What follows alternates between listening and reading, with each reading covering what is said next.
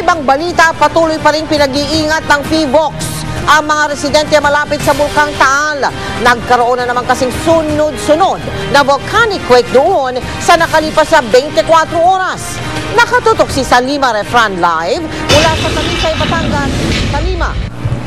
Mel, nagkataas pa rin ang alert level dito sa Bulkang Taal. Kaya naman ang PHIVOLCS patuloy ang pagpapaalala sa mga Batanggenyo na laging maging handa. 12 volcanic quakes ang naitala ng PHIVOLCS sa Magdamag. 2 rito ay naramdaman sa lupa. Isang intensity 2 quake ang yumanig sa Barangay Kalawit sa Volcano Island, 4:32 na madaling araw kanina. Di pa nakalilipas ang kalahating oras. Isang intensity 1 naman ang tumama ng 4:49 a.m. Sa report sa PHIVOLCS, nakarinig daw ng mga dagundong ang mga residente kasabay ng pagyanig. Kaya ang PHIVOLCS patuloy sa pagpapaalala. Ipinakita nila sa GMA News ang pinakabagong hazard map sa probinsya ng Batangas. Sa mapa, makikita ang mga lugar na maapektuhan ng isang matinding pagsabog ng Bulkang Taal. Sa sitwasyon ng mga ballistic projectiles o paglabas sa mga batong umaapoy, maapektuhan ang mga residente na nasa Volcano Island. Pero sa sitwasyon ng base surge o paglabas ng high pressure at mainit na volcanic materials, maapektuhan na ang mga nakapalibot na munisipalidad sa lawa. Mas malawak naman na maapektuhan ng lake water oscillation o pagkakaroon ng naglalakihang alon sa lawa. Ang worst case scenario map na ito ay nakabase sa mga nakalipas na mga pagsabog ng bulkan.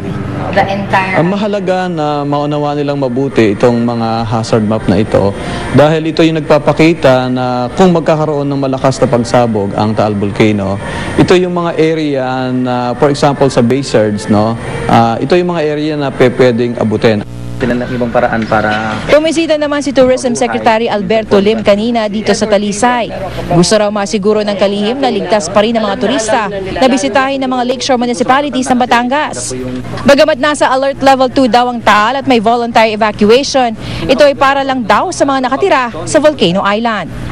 So yung mga turista pwede pang pumunta dito sa lakeside towns, pero hindi sila pwedeng pumunta dun sa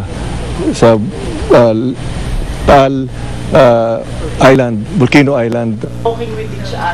Ang mga turista namang ito, tila enjoy rin sa pananatili sa mainland. No, I'm not scared about Taal. Why? I think he might come one day. But today the PHIVOLCS will protect the people. I've seen about the alert level, but that doesn't scare me. Why? Mel, tuwing summer vacation, 300 turista kada araw ang dumarating dito sa bayan ng Talisay.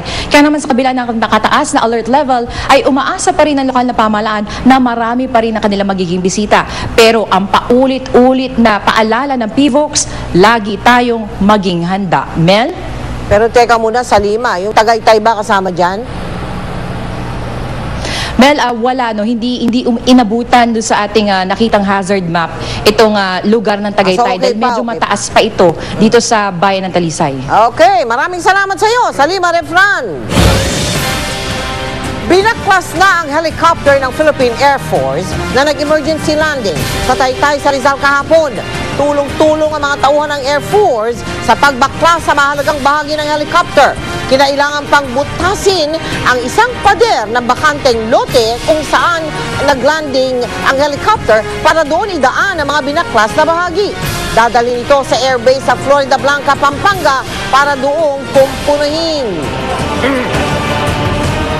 Kaligtasan mo sa Alerto 24. Patay ang isang ginang at ang kanyang 7 taong gulang na anak matapos silang masagasahan ng bus sa EDSA Pasay kagabi. Si Steve Dailisa, naka-Alerto 24.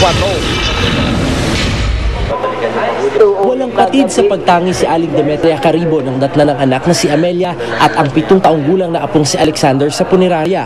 Patay ang mag-ina matapos mahagip ng bus kagabi habang tumatawid sa may Pasay Rotonda. Nakita ko doon, pinasok, inakap ko yung mukha. Pero yung katawan di ko nakita. Mukha lang at saka yung buhok niya. Nisigaw ako. Nasa kustudiya na rin ang Pasay Traffic Sector ang driver ng bus na si Rodrigo Pagurayan. Humihingi na siya ng dispensa sa kaanak ng mag-ina. Hindi raw niya sadya ang nangyari. Pasensya na po sila at gano'n na po nangyari. Aksidente po yon. Wala pong magkakagustong makapatay po ng tao. Tanggap na rin daw ng pamilya ng biktima na aksidente ang nangyari, kaya handa raw silang iurong ang reklamong reckless imprudence resulting in multiple homicide laban sa driver. Sagot na rin ng Genesis Transport Incorporated ang hiling na financial assistance ng pamilya. Sinagot na rin ang gastusin sa burol at pagpabalibing nito. Binalikan ng GMA News ang pinangyarihan ng aksidente. Dahil walang probisyon para sa mga may kapansanan at senior citizens ang MMDA footbridge sa bahaging ito, inaalalay na lang sila sa pagtawid. Pero ang iba, kahit malakas ang pangangatawan, nangangahas pa rin tumawid kaya kaliwat kanan din ang paninita ng mga tauhan ng MMDA at ng local traffic sector. Rason mo ngayon kasi nagtatawid ka na, mayroon na nakasulat na bawal tumawid. Ano yung rason mo? Sa inyo katamaran. May nakalagay na ho dyan eh. Bawal tumawid. Malilate ka na kasi papasok ka sa trabaho.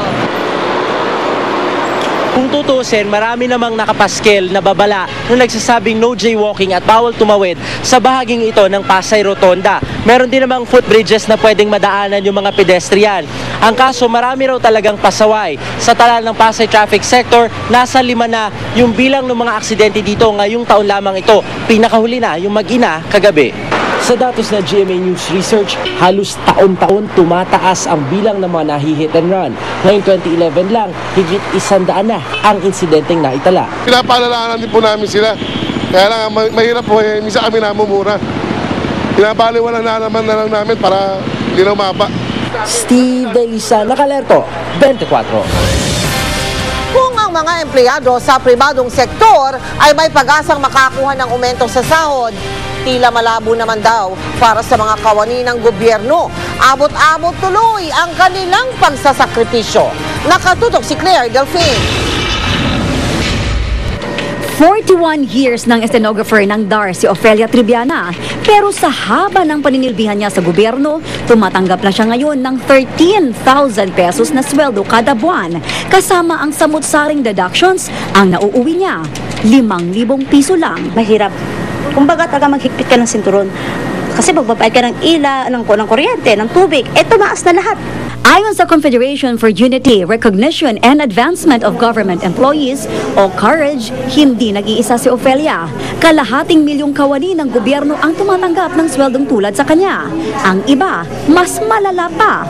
Sa ngayon kasi, ang minimum wage sa government service, 7,500 pesos. Sa ilalim ng Salary Standardization Law na ipinasa noong 2009, gagawin itong 9,000 pesos. Pero dahil kulang sa pondo, inuutay-utay ang pagbigay ng salary increase. Sa darating na Hulyo, tatanggap sila ng dagdag sahod na 750 pesos kada buwan. Ang natitirang 750 pesos sa Hulyo na ng susunod na taon. Hindi pa rin aabot doon sa tinatawag na nakabubuhay na antas. Kasama kami doon sa bilang ng sinasabing nakaranas ng kagutuman. 6,000! Kaya panawagan nila sa gobyerno, isa pang round ng salary increase na aabot ng 6,000 pesos. Taliraw ang kamay ng palasyo pagdating sa sweldo ng mga kawani ng gobyerno. May batas daw kasing nagmamando sa bagay na ito. Ibig sabihin daw, ang Kongreso ang may mas malawak na otoridad sa isyung ito. We're governed by the Salary Standardization Law. So we would have to comply with the law. Anything we do should be in accordance with the Salary Standardization Law. So we're limited by what the law says. Nakakadismaya lamang ay napakadali nilang sabihin na wala silang magagawa. Patunay na ito ay pagiging insensitibo, manhid sa tunay na kalagayan ng mga manggagawa. Ayon sa palasyo, kung magtuloy-tuloy daw ang sunod-sunod na pagtaas ng presyo ng bilihin, maaari raw nilang pag-usapan ang bagay na ito sa susunod na meeting ng Legislative Executive Advisory Council. Claire Delphine, Nakatutok, 24 Oras.